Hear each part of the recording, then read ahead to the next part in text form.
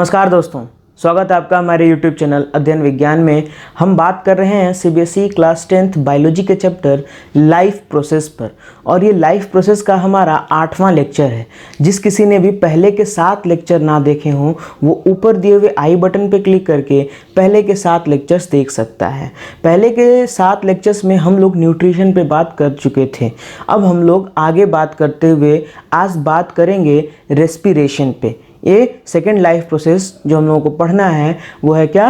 Respiration. ठीक है, तो रेस्पिरेशन क्या होता है? रेस्पिरेशन होता है the process by which a living organism utilizes food to get energy is called respiration। क्या होता है? ऐसा प्रोसेस जिसमें कोई भी लिविंग बींग किसका? फूड का यूटिलाइज करता है एनर्जी के लिए। ठीक है, फूड का यूटिलाइज करता है एनर्जी के लिए, उस प्रोसेस को हम कहते हैं रेस्पिरेशन। ठीक है, तो रेस्पिरेशन का डेफिनेशन क्या हो जाएगा? The process by which a living being utilises food to get energy is called respiration. ठीक है, उसके बाद दूसरा क्या लिखा मैंने कि it is an oxidation reaction. Respiration क्या होता है? ये एक ऑक्सीडेशन रिएक्शन होता है। ठीक है, it is an oxidation reaction in which carbohydrate is oxidised. जिसमें किसका ऑक्सीडेशन होता है? कार्बोहाइड्रेट का ऑक्सीडेशन होता है। ठीक है, तो it is an oxidation reaction in which carbohydrate is oxidised to produce energy. तो क्या बताया मैंने? सबसे पहला पॉइंट मैंने यही बताया कि रेस्पिरेशन में क्या होता है? रेस्पिरेशन एक ऐसा प्रोसेस होता है जिसमें कोई भी लिविंग बीइंग फूड को यूटिलाइज करता है एनर्जी बनाने के लिए या एनर्जी लेने के लिए। उसी को प्रोसेस हम कहते हैं रेस्पिरेशन। दूसरा मैंने क्या बताया कि रेस्पिरेशन जो होता है ये एक ऑक्सीडेशन रिएक्शन है जिसमें कार्बोहाइड्रेट का ऑक्सीडेशन होता है एनर्जी बनाने के लिए। ठीक है, समझ में आ गया? थर्ड पॉइंट में क्या लिख रहा हूं कि mitochondria is the site of respiration. ठीक है, माइटोकॉन्ड्रिया क्या होता है? रेस्पिरेशन का साइट है। ठीक है, तो mitochondria is the site of respiration and the energy released is stored in the form of ATP। और जो एनर्जी रिलीज होता है वो किसके फॉर्म में? ATP के फॉर्म में स्टोर हो जाता है। ATP का फुल फॉर्म क्या होता है? Adenosine triphosphate. क्या होता है? एडिनोसिन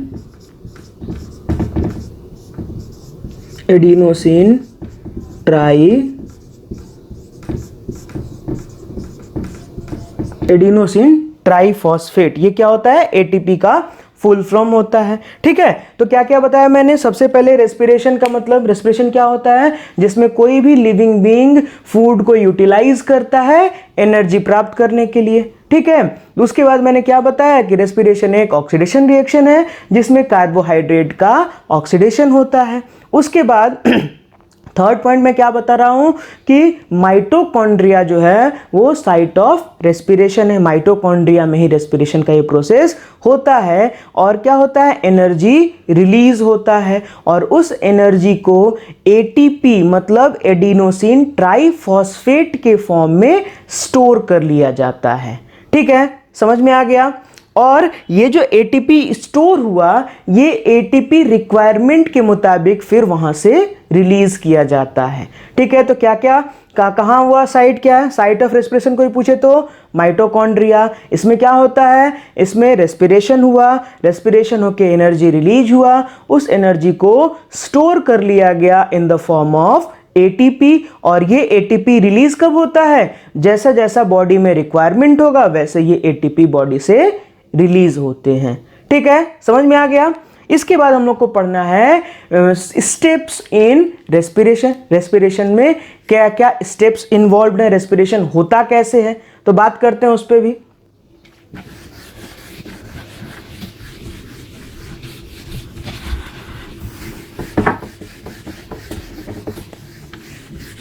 हाँ, तो अगला है steps of respiration. Steps of respiration में 2 स्टेप्स होते हैं। सबसे पहले क्या होता है कि ग्लूकोज का ब्रेकडाउन होता है पाइरुवेट में, और दूसरा स्टेप क्या होता है कि पाइरुवेट मतलब पाइरुविक एसिड का ब्रेकडाउन होता है अलग अलग मॉलिक्यूल्स में। देखते हैं।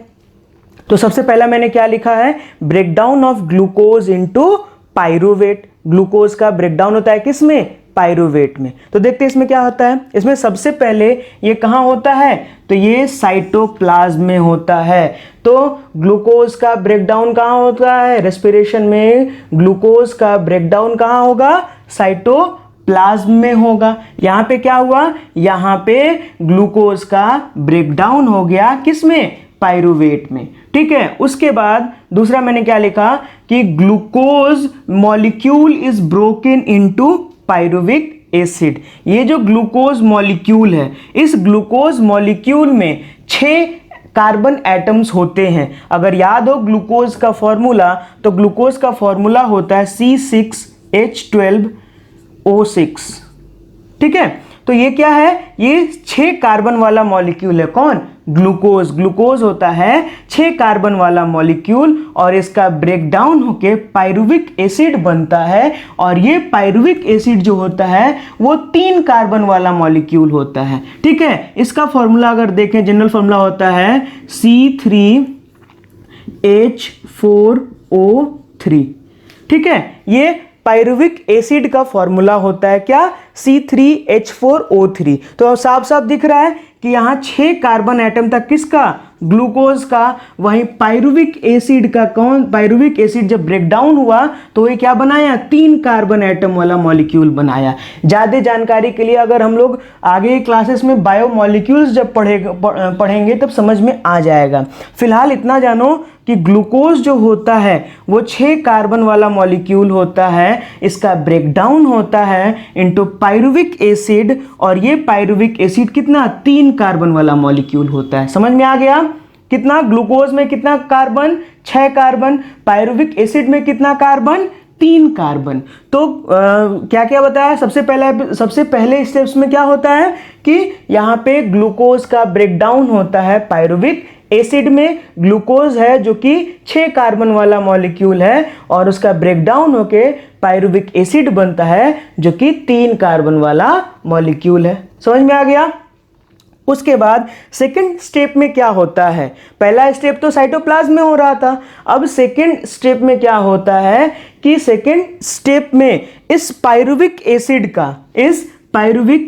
का फर्दर ब्रेकडाउन होता है। तो वही मैंने लिखा है, further breakdown of pyruvic acid takes place in mitochondria. अब ये कहां होता है, सबसे पहला स्टेप तो हो रहा था साइटोप्लाज्म में, वहीं दूसरा स्टेप कहां हो रहा है, ये हो रहा है माइटोकॉन्ड्रिया में। ठीक है। तो माइटोकॉन्ड्रिया में इस पाइरुविक एसिड का फर्दर ब्रेकडाउन होता है। ठीक है। और जो मॉलिक्यूल्स बनते हैं वो टाइप ऑफ रेस्पिरेशन पे डिपेंड करते हैं कि किस ऑर्गेनिज्म में किस तरीके का रेस्पिरेशन हो रहा है। ठीक है। तो ये मैंने लिखा, further breakdown of pyruvic acid takes place in mitochondria and molecules formed depend on the type of respiration.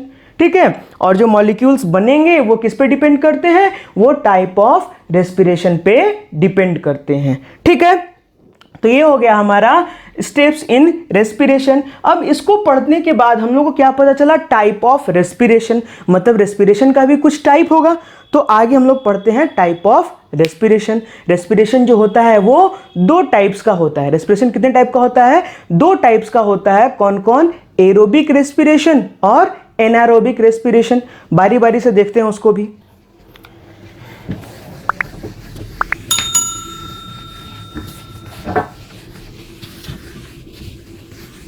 हाँ, तो अगर अब टाइप्स ऑफ रेस्पिरेशन की बात करें तो जैसा कि मैंने बताया था 2 तरह के रेस्पिरेशन होते हैं। कौन कौन, aerobic respiration and anaerobic respiration.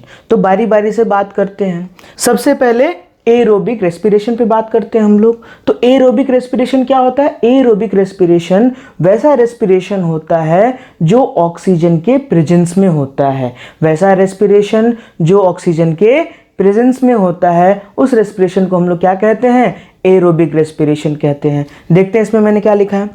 तो this type of respiration happens in the presence of oxygen. ठीक है। एरोबिक रेस्पिरेशन कब होता है, ऑक्सीजन के प्रेजेंस में होता है। उसके बाद इसमें होता क्या है, इसमें होता है pyruvic acid is converted into carbon dioxide.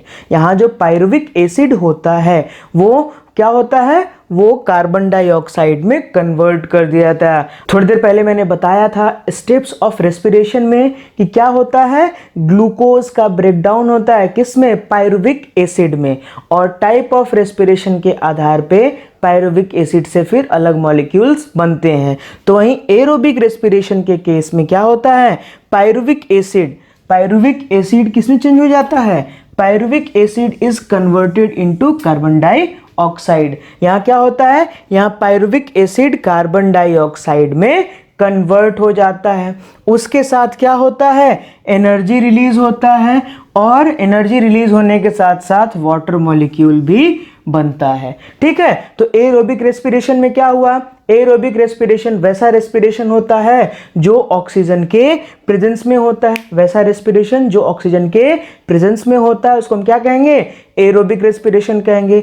Aerobic respiration में जो पायरुविक एसिड होता है वो उस पायरुविक एसिड का कन्वर्जन किसमें होता है, पायरुविक एसिड कन्वर्ट होकर कार्बन डाइऑक्साइड बनाता है, साथ ही साथ इसमें एनर्जी भी रिलीज होता है और वाटर मॉलिक्यूल्स भी बनते हैं। ठीक है, तो ये हुआ हमारा एरोबिक रेस्पिरेशन। इसमें इसका अगर रिएक्शन हम लोग देख लें तो एक रिएक्शन बहुत फेमस है, C6H12O6 plus O2 produces CO2 plus H2O plus ATP।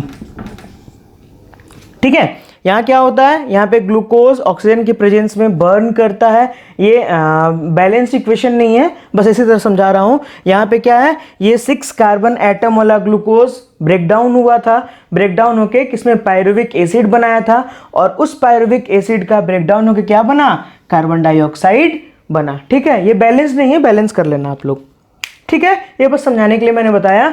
तो ये था हमारा एरोबिक रेस्पिरेशन। एरोबिक रेस्पिरेशन के बारे में मैंने क्या क्या बताया कि ये ऐसा रेस्पिरेशन होता है जो ऑक्सीजन के प्रेजेंस में होता है। उसके बाद क्या बताया मैंने, यहाँ पे पायरुविक एसिड किसमें कन्वर्ट हो जाता है, यहाँ पे पायरुविक एसिड कार्बन डाइऑक्साइड में कन्वर्ट हो जाता है, और साथ ही साथ एनर्जी रिलीज होता है, और क्या बनता है, वाटर मॉलिक्यूल्स भी बनते हैं। ठीक है, उसके बाद सेकेंड पे आते हैं।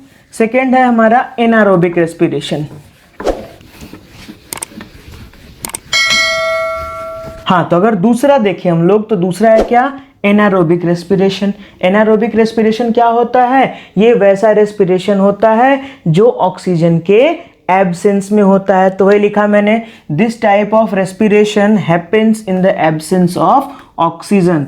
एब्सेंस ऑफ ऑक्सीजन के केस में जो रेस्पिरेशन होगा उसको हम क्या कहेंगे, एनारोबिक रेस्पिरेशन कहेंगे। अब यहाँ पायरुविक एसिड के साथ क्या हो रहा है, तो यहाँ पे पायरुविक एसिड जो होता है वो या तो इथाइल अल्कोहल या फिर लैक्टिक एसिड में कन्वर्ट हो जाता है। ठीक है, पायरुविक एसिड के साथ यहाँ क्या हो रहा है, वो या तो इथाइल अल्कोहल या फिर लैक्टिक एसिड में कन्वर्ट हो जाता है। ठीक है, एग्जांपल के तौर पे मैंने लिखा है कि यीस्ट में जो रेस्पिरेशन होता है उसमें क्या होता है, उसमें इथाइल अल्कोहल, कार्बन डाइऑक्साइड और एनर्जी बनता है। वहीं हमारे बॉडी के मसल सेल्स में, किसमें, मसल सेल्स में जो रेस्पिरेशन होता है वहां पे क्या बनता है, उस केस में बनता है लैक्टिक एसिड और एनर्जी। ठीक है, ये दोनों रेस्पिरेशन, एनारोबिक रेस्पिरेशन कब होगा, लैक ऑफ ऑक्सीजन। ठीक है, एब्सेंस ऑफ ऑक्सीजन या लैक ऑफ ऑक्सीजन के केस में कौन सा रेस्पिरेशन होगा, एनारोबिक रेस्पिरेशन होगा। ठीक है, तो मैंने क्या क्या बताया, एरोबिक रेस्पिरेशन के बारे में क्या, ऐसा रेस्पिरेशन जो ऑक्सीजन के प्रेजेंस में होता है। वहां पायरुविक एसिड किसमें चेंज हो रहा था, वहां पायरुविक एसिड चेंज हो रहा था कार्बन डाइऑक्साइड में। ठीक है, वहीं दूसरा मैंने बताया एनारोबिक रेस्पिरेशन, यहां पे क्या हो रहा है, ये या तो एब्सेंस ऑफ ऑक्सीजन या फिर लैक ऑफ ऑक्सीजन में जो रेस्पिरेशन होगा वो उस रेस्पिरेशन को हम क्या कहेंगे, उस रेस्पिरेशन को हम लोग कहेंगे एनारोबिक रेस्पिरेशन। यहाँ पे पायरुविक एसिड के साथ क्या हो रहा है, पायरुविक एसिड या तो इथाइल अल्कोहल या फिर लैक्टिक एसिड में कन्वर्ट हो जाता है। एग्जाम्पल के तौर पे मैंने बताया कि यीस्ट में जो रेस्पिरेशन होता है उसमें पायरुविक एसिड किस में चेंज होता है, उसमें पायरुविक एसिड चेंज हो जाता है इथाइल अल्कोहल में, ठीक है। वहीं अगर मसल सेल्स, हमारे बॉडी में जो मसल सेल्स होते हैं उनमें जब रेस्पिरेशन होता है, एनारोबिक रेस्पिरेशन होता है, तो वहां पे लैक्टिक एसिड बनता है, ठीक है। इसी लैक्टिक एसिड की वजह से कभी कभी नहीं मस्कुलर पेन होता है। जब आप रिग्रस कोई काम करें, रिग्रस एक्सरसाइज कर लें, तो बॉडी में मस्कुलर पेन हो जाता है, पैर में या हाथ में कोई मस्कुलर पेन होने लगता है जिसको क्रैम्प्स बोलते हैं, ठीक है। तो वो मस्कुलर पेन जो होता है वो लैक्टिक एसिड के डिपोजिशन की वजह से होता है, ठीक है। तो ये था हमारा टाइप्स ऑफ रेस्पिरेशन, ठीक है। हाँ, तो आज हम लोगों ने क्या क्या पढ़ा? आज हम लोगों ने रेस्पिरेशन के बारे में जाना। रेस्पिरेशन के बाद हम लोगों ने रेस्पिरेशन में कौन कौन से स्टेप्स इन्वॉल्व होते हैं इसके बारे में जाना, और टाइप्स ऑफ रेस्पिरेशन के बारे में जाना, ठीक है।